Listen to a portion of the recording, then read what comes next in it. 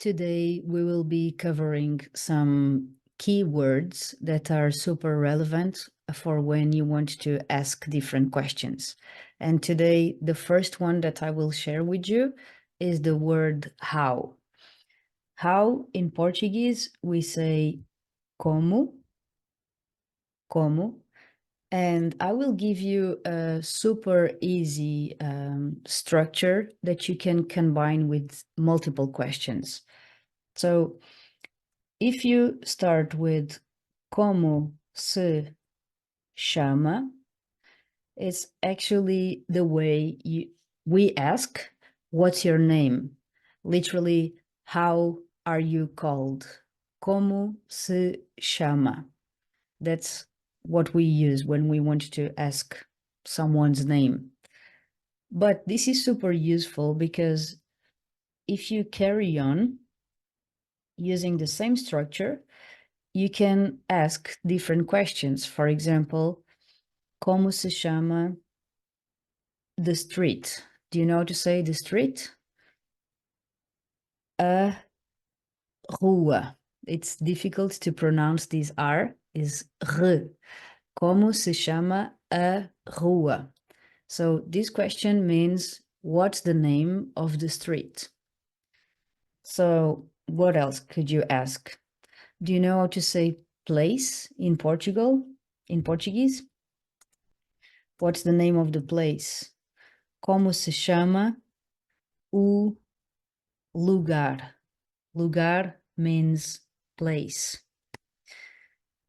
If you meet someone at the street and you want to ask, what's the name of the dog, for example, como se chama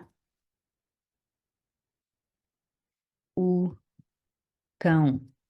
So you can save this information and know that the first question is, what's your name? And then you can combine the same question and after the thing that you want to know the name of. So this is super useful. Another option to use the word como is to ask, how is?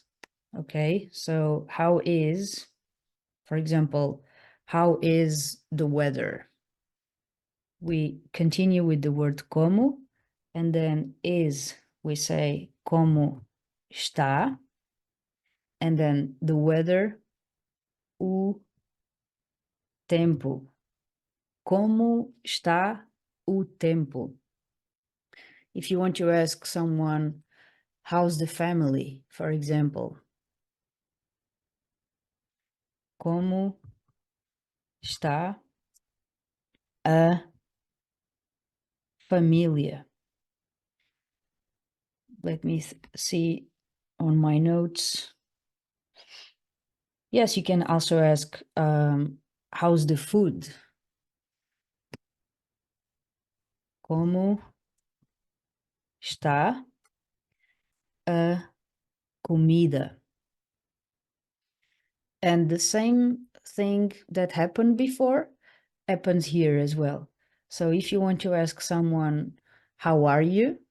You can simply ask, como está? Okay, so I think this structure is great because it gives you a lot of flexibility to ask about different things. The last one that I want to share with you using this word is how was. It's a question that we also use a lot. And in Portuguese, how was, we say